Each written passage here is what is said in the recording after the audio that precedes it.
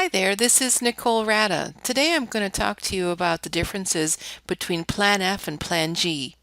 This information could save you thousands of dollars over your lifetime of having supplement plans. Many agents will only sell you Plan F or even discuss Plan F with you. One of the reasons is that it costs more, so they make more money. But Plan G is a better value in every case if you can qualify for it. Now, we all know that many companies have been laying off employees, or worse yet, the promised employee benefits just haven't appeared. Of course, the latest is AT&T and these other big names. What happens now is seniors have to go out into the marketplace and get your own benefits packages. Now, here are the different options. The government says you have the right to the following plans. Plan K covers 50%. And Plan L covers 75%. They're not very attractive plans. And Plan A and Plan B, nobody even buys those plans anymore. So let's compare Plan F and Plan G. Notice how similar they really are. Let's zoom in.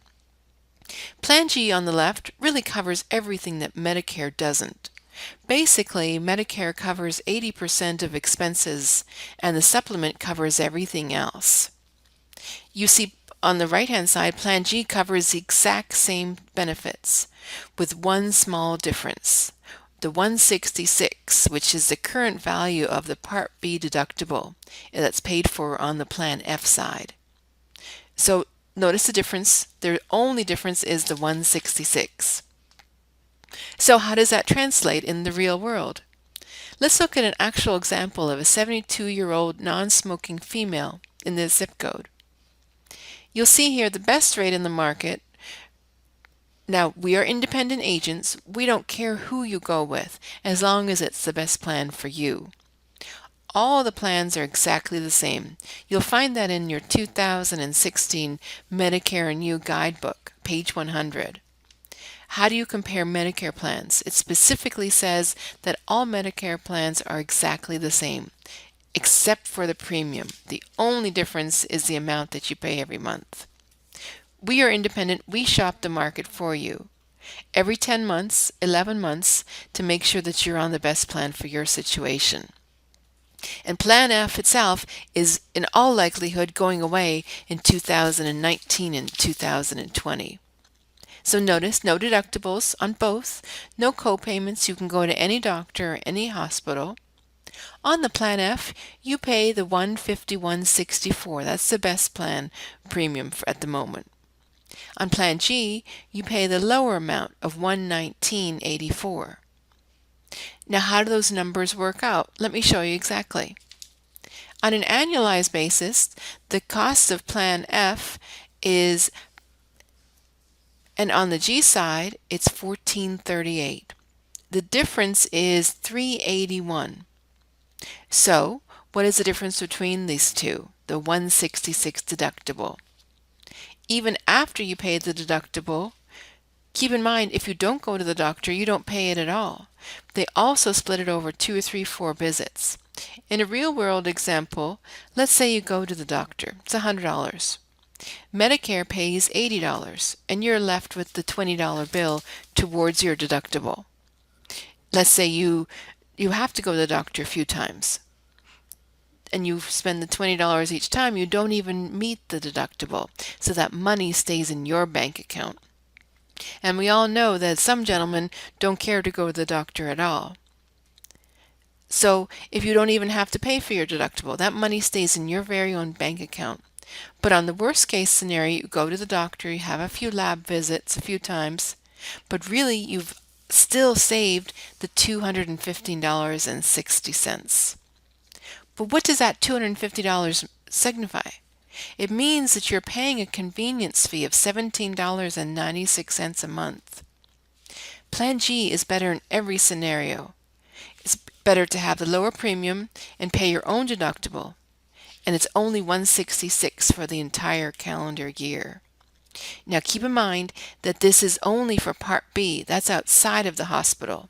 If you get checked into the hospital, let's say it's a hip replacement surgery or an open heart surgery, that's covered. Both of them are covered. That's Part A.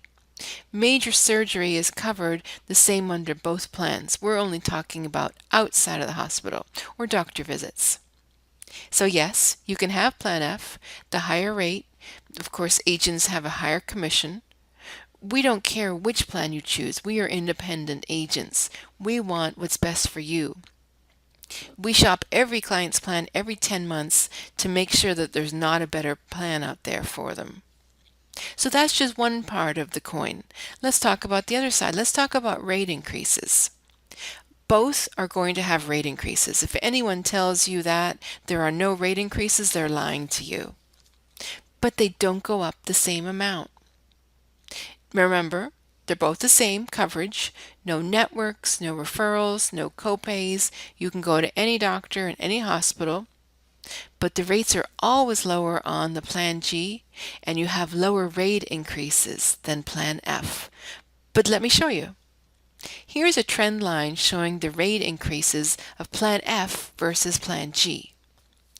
The average rate increase, everything else being equal, this goes across all companies, equals 9.3% for Plan F and 3% for Plan G. And there's some reasons for that.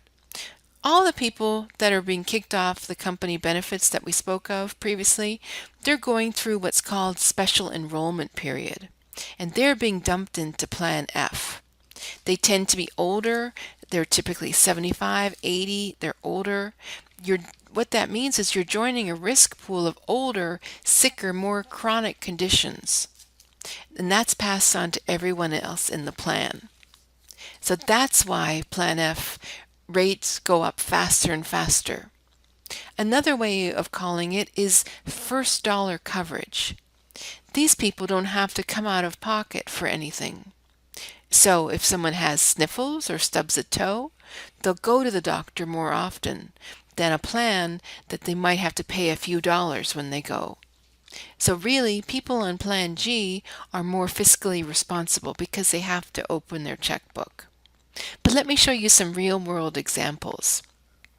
Now here are some internal broker communications. I know I probably shouldn't be showing you this, but I want you to see what we see on a daily basis. These are actual notifications from different companies about rates going up. Notice this one, Plan F, goes up 16% in this example versus 10% on Plan G side. That's a 60% difference. And the next one, Plan F is going up 9%, more like our average, but Plan G stays at a 0% rate increase. There's much better claims experience here on the Plan G, so they just don't raise their rates as often. Here's another example in Maryland, an 8.2% rate increase for Plan F, but on the Plan G side, there's an actual rate reduction of 5%. Then that's a very good risk pool. Or this one here in Texas, a 4% rate increase for Plan F, which is actually a very good situation, but that's still a 400% difference. So if you map that out over several years, that trend line gets to be a huge difference. One more example, Plan F goes up 9.3%, but Plan G stays exactly the same. So I get asked all the time, what if I switch over to the Plan G at a later time? Of course, you can do that. You can change your supplement plan 365 times a year. The key is that you can do that as long as you can medically qualify. What really concerns me in our business is that when someone signs up for Plan F and then something happens to their health and they can no longer switch. It's similar to a game of musical chairs. Everyone's going around and around the chairs, but if something happens to your health, you have to sit down, and in this case, Plan F, and you're stuck with it for life. Now, the good news about supplement plans is that they are guaranteed renewable. You can keep it for the rest of your life. That's great. The bad news is that you can no longer change to a more competitive plan. And our business is designed to shop plans for our clients as often as they like. We speak to you at least once a year, probably 1 or 2 months before your renewal, to make sure that you're on the best plan for you. We like to put you into the best option in the marketplace. But those choices are gone as soon as something major happens to you health-wise. Insurance in general is more of a long-term play. So it's very important to find the best plan for you. And that's why I suggest Plan G. Also, keep in mind that Plan F will be very likely gone after 2019 and 2020. So let's go back to the trend line again. Plan F, the average is 9% increase, and Plan G, the average is 3%. Notice here at year mark 5, the deviation becomes significant, but at year 10, it's drastic.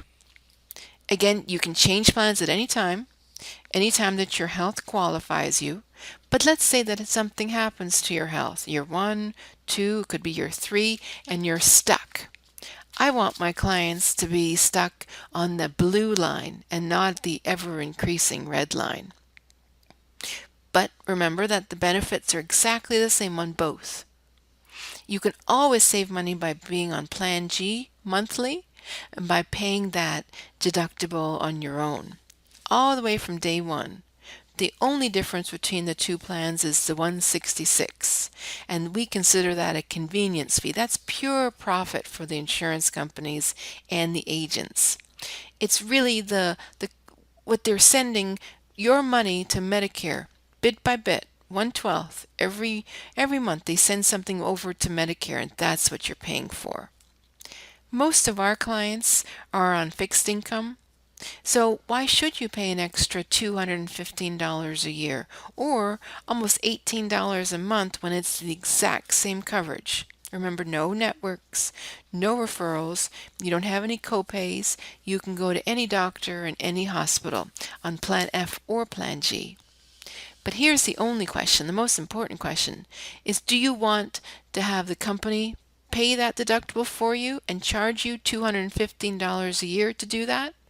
Or would you rather be responsible for the 166 yourself, pay it as you go, and save that $17.96 a month? Now a lot of our clients are older. So a lot of our clients have even much higher savings. We regularly save people $400, $500 a year or more just by picking Plan G. Essentially, we don't like it when people pay extra for the exact same thing. A lot of agents want to push people into Plan F because the higher the premium, the more they make. The commission, of course, is built into the premium. Now, to qualify for Plan G, you have to go through medical underwriting. There's no physical exam, just some basic questions. It depends on the company. It varies. Some companies go back 2 years, 5 years. Of course, that doesn't apply when you're just starting out in Medicare. Here are the different questions. Now, relatively healthy people can qualify pretty much very easily for Plan G. The only difference is that you save money today, and that you definitely save money in the future with the plan not increasing as much as Plan F. So thank you for listening. If we can help you shop the market, that's what we do. We are completely independent. It doesn't matter to us whichever company that you think is the best for you. I'll show you the different plans, Plan F versus Plan G. I'll even do the math for you. I'll show you exactly what the net savings are for you. But if you're losing your employer coverage, there's just a couple of health questions. So it's much better to lock in a better option, or you can click on here on our logo and directly to our site. Thanks again, and enjoy your day.